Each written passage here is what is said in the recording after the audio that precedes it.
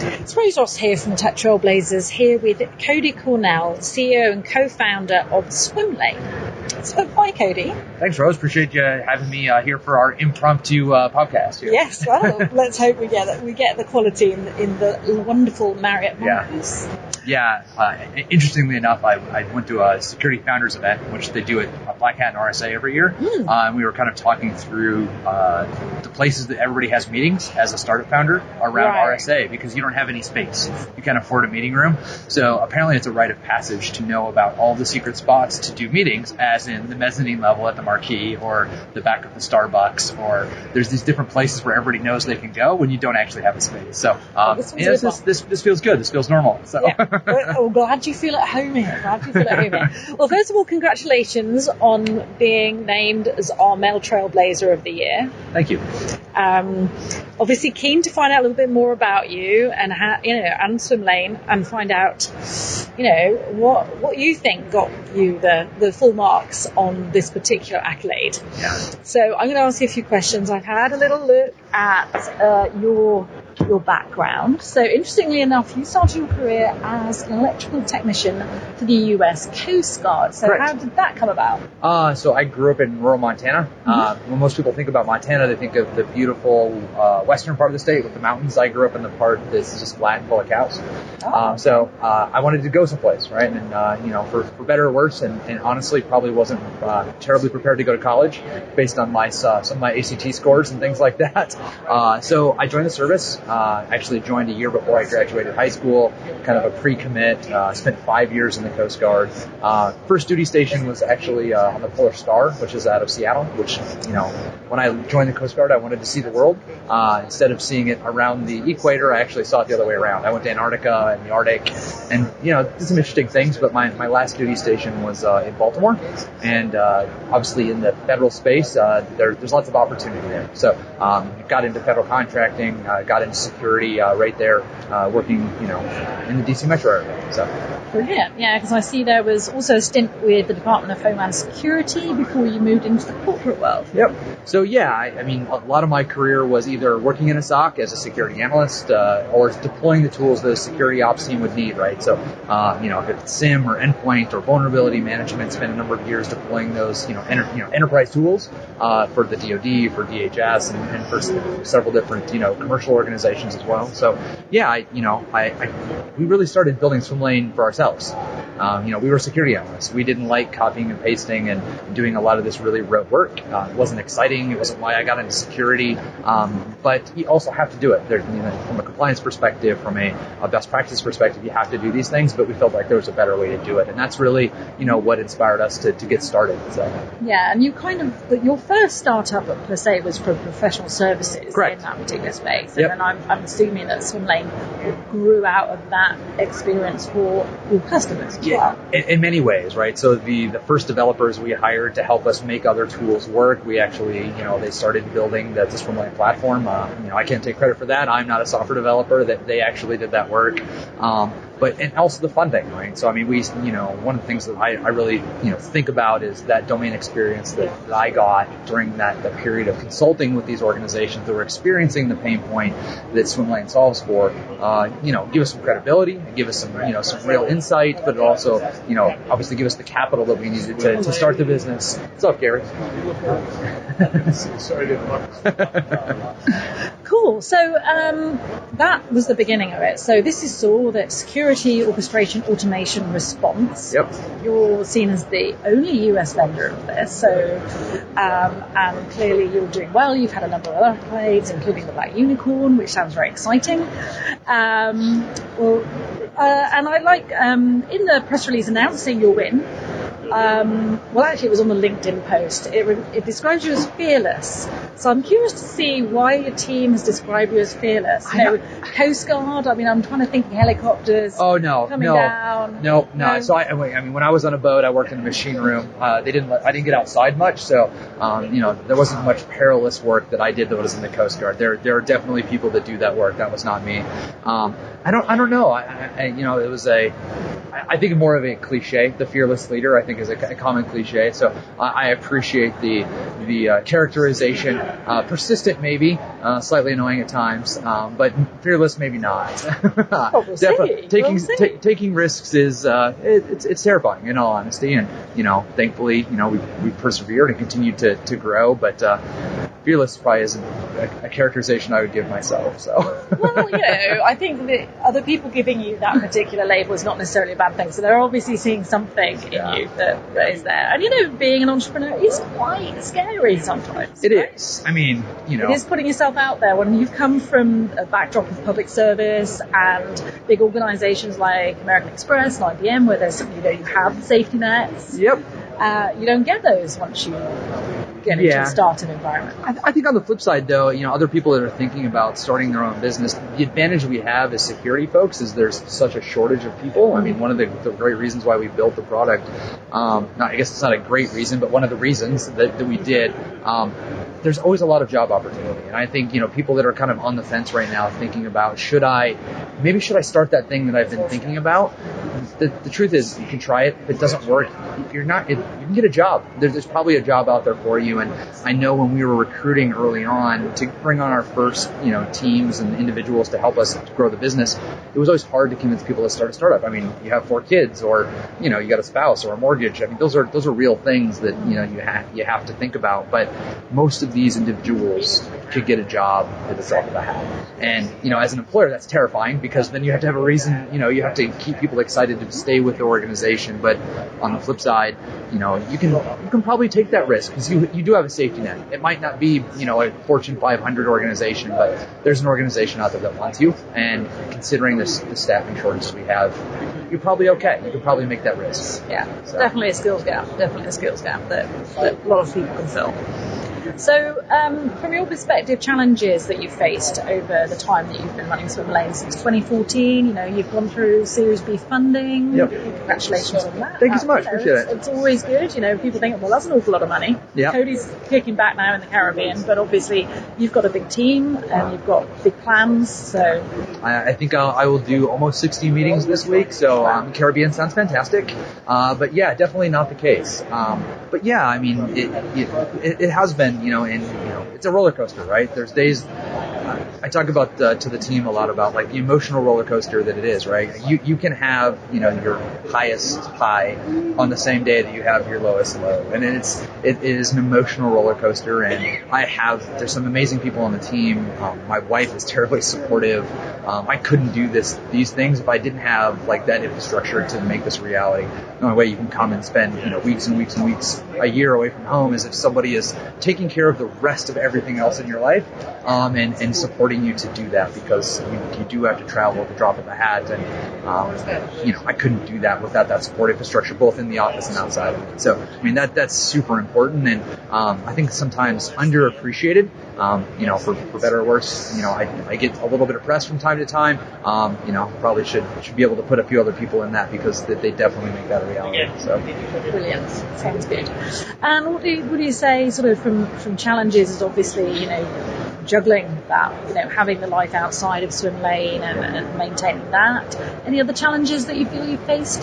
The challenges have changed over the years, right? I mean, I remember trying to raise our first dollars into the business, and someone saying, I don't think that's a thing. Like, automation's not a thing, right? And, there's probably been $1 billion in acquisitions to date, buying automation companies. So I think we've verified it's a thing, check. Now it's different, right? It's about scaling an organization. It's about building a culture that, people are excited to be a part of, because finding the right people is so important. So, I'll use the air quotes that you can't see on a podcast of culture. It's kind of a hard thing to define, but, building and finding and, having an organization that people really want to be a part of is a lot more difficult than I thought. I used to be a capacity problem, right? Or, it'll always be a capacity problem, but it was about, just having enough people, and now it's different. You found all these amazing people that have done so much work throughout the years, and how do you keep them excited, and how do you, make sure that their work-life balance is reasonable, but also, you're accomplishing your goals that you've committed to your customers and your team and your investors and everything like that. So the challenge now is scale. And that scale for us is international.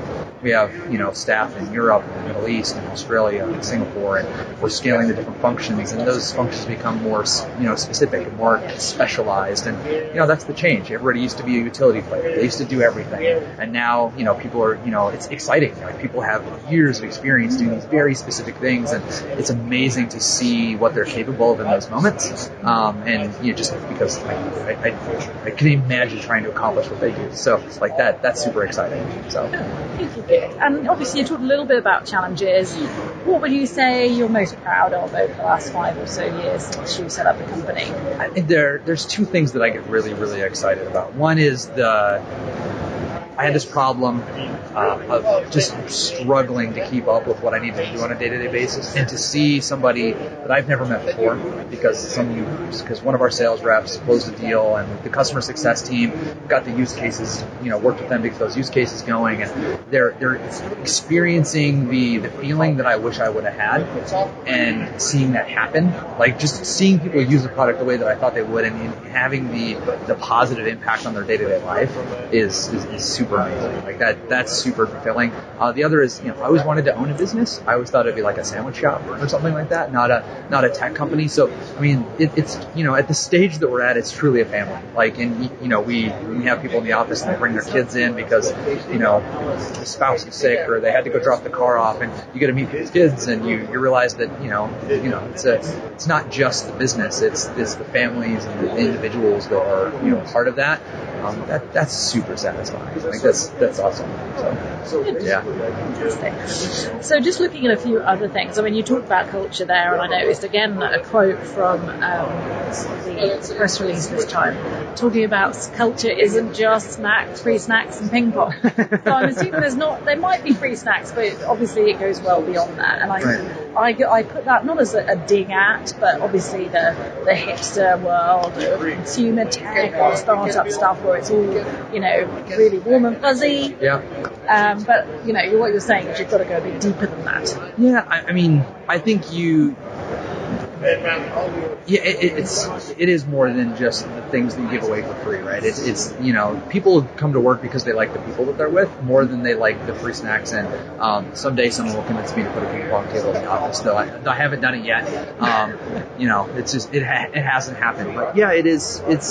You have to build an environment that people want to be part of. Part of that is the office nice, and do they get good equipment, and do they feel welcome, and do they have a place to go take a private phone call, and like there are some call them material things that you can provide that makes your day better, right? The fact that I'm not hungry all day if I can't make it out to lunch because today was busy is a good thing. But people want to do good work. They want to do it with great people. But they you can't kind of smooth that over with free beer and foosball. Like it's impossible to do. As much as you want, I wish I could, because that's a hell of a lot easier to buy beer and put a ping pong table in than it is to actually be cognizant of how hard how much we expect people to work, but also and what that does to them on a day-to-day basis, and how that affects their families and all that kind of stuff. So. Yeah. Cool. Well, it's certainly a recurring theme is saying when you talk about the kind of people that you want to work with you and for you is loving what they do and having passion, obviously, for what you're trying to achieve and the journey that you're on. Yep. And it's certainly a recurring theme, having spoken to Manish, who heads up Shift Left, and also spoke to Evan Blair yesterday, who's founder of Zero Fox, co-founder of Zero Fox. Everybody's saying very much the same thing. So it is definitely seen as being, security is seen as a very black and white environment. You like stop the threat, we don't stop the threat, and automation feels like you're dehumanizing it, but in some ways it could be taken for that. But what you're doing is you're taking out the risk and you're taking out the human touch in the areas you don't need it. Yeah. So you can keep the passion in the other. Yeah, absolutely. I mean, the people don't get into security, and especially security ops, not to do very mundane work. That's not what they're excited about. That's not what they're passionate about. If you can take that off their plate, you're giving them a more fulfilling day. a more fulfilling life, a more fulfilling career. That's what they want to do. It's not fun to manage a spreadsheet, to send emails, to create, tickets. Like that's not what you're doing. You want to do investigations. You want to hunt into environments. You want to reverse engineer malware. Like those are activities that require creativity and innovation and things like that, as opposed to just let's take this box and fill it. Let's move this rock to here. That's not fulfilling work, and you have to do some of that to understand how everything works. But it quickly becomes not exciting. Yeah, sounds good. And so, what's exciting for you guys now? I think the SOAR market is still super new. I think there's a lot of innovation that will still come in the weeks, months, and years into the future. We have a lot of work that we want to do because we don't feel like the problem's been solved. We still feel like organizations have too much security technology sprawl that they're struggling to manage, that there's too many gaps from a staffing perspective they're trying to keep up with. And we also think there's definitely a watershed moment coming from a surface area perspective, be it 5G or be it IoT. There's a lot of surface area that we're going to have to manage, and really automation is one of the few meaningful ways that we're going to be able to make a dent on that. So yeah. I know you also have a lot of partnerships as well. That seems to be part of the landscape now with security. Security is no man or woman on an island, right, holding the threat at bay. You've got to look at the whole of the infrastructure and work with people who perhaps have an IoT solution or perhaps are looking at the 5G space. Right. And making that so I'm imagining we'll be seeing a few more of those coming through this year. Oh, absolutely. I mean, integration is core to what we do as an automation company. I mean, hundreds of integrations, thousands of actions we can take in third-party systems. We're adding them, if not on a daily basis, on a weekly basis, we're adding new ones. That's core to what we do, and it's one of the value props we provide our customers, right? That our partners. They're able to take and integrate with other technologies that they themselves might not have the time or resources to actually integrate with. So that's something that we do, and it's one of the values we provide. We're purpose built for it, so we can do it quickly, and we can do it pretty proficiently. Brilliant. So, I mean, our criteria from the perspective is around agility, is around innovation, diversity, and leadership. And certainly you've spoken about those and touched upon those. Yeah. And all of that. Is there anything else that you'd like to say with regards to what you feel makes what you're doing special? I think the thing that is pretty unique for automation is it's not just about security, it's not about brand protection, but it's also about the quality of life. It's a very people-centric problem, right? There's not been a lot of innovation that's happened specifically around the people component of cybersecurity. So I think, continuing to look through what we're doing, look through that lens as we continue to work and build and enhance what we're doing is super important. We'll continue to do that. We don't think there's a humanless future for cybersecurity because from an adversary perspective, there's always going to be innovation and change. It's never going to be once we've solved the problem, it's stagnant, it stays the same. So there's always going to be this changing environment that we're going to have to adopt and adapt to, I guess is probably a better term. And I think that's super important. Is that this isn't a do it once and it's done. This is something that's going to go on for a long time, and it's going to be a really big thorn in a lot of people and organization side for the foreseeable future. So we're excited to be, one of the many ways that people are going to combat that. Well, thank you very much, time, and congratulations again for being shouted out as Tech Trailblazer of the Year. Thanks so much. I really appreciate it. It's an honor. Right, thanks.